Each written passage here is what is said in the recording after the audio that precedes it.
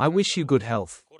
Briefly about today. We use this day, like every day now, for consultations with partners. Every day there is the exchange of information, all the data that is needed to determine the optimal steps. The Russian war continues, and we all hear that Russia disregards the efforts of key world powers to end the war with a truly lasting peace. But whether there will be peace does not depend on Russia's threats or on whatever ultimatums they voice, but on the conditions the world creates to make it impossible to continue this aggression, and on what we ourselves will do to defend our state,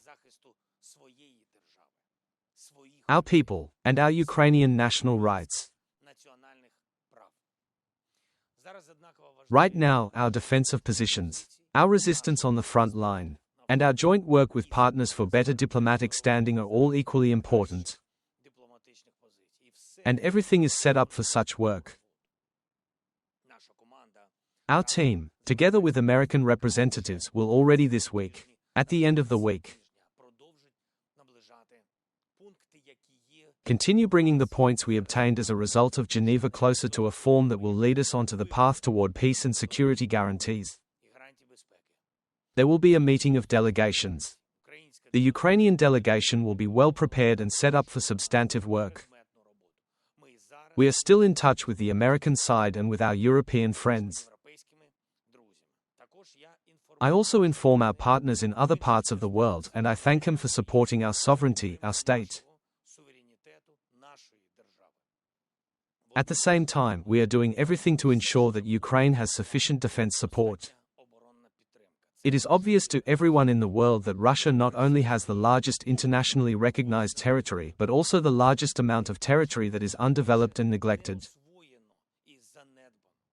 All of Russia exists for the sake of Moscow and St. Petersburg, and everything else they have, if it falls apart, no one will notice.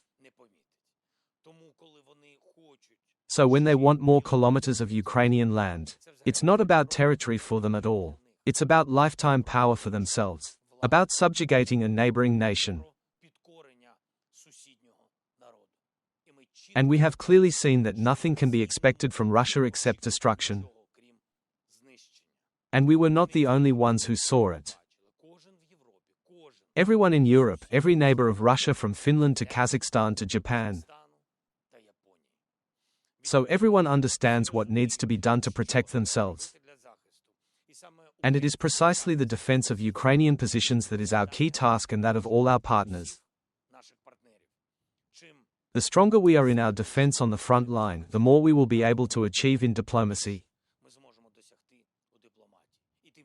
And the more actively the world will help us put pressure on Russia to make it end its war. An important meeting of sanctions coordinators of European states took place today. And if Putin does not want to stop, the sanctions will not stop.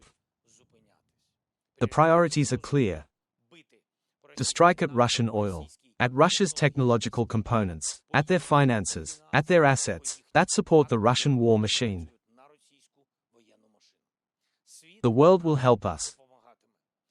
I thank everyone who is putting pressure on the aggressor now, who is protecting Ukraine from pressure. We appreciate this very much and see every such effort. Next week there will be important negotiations not only with our delegation but also with me.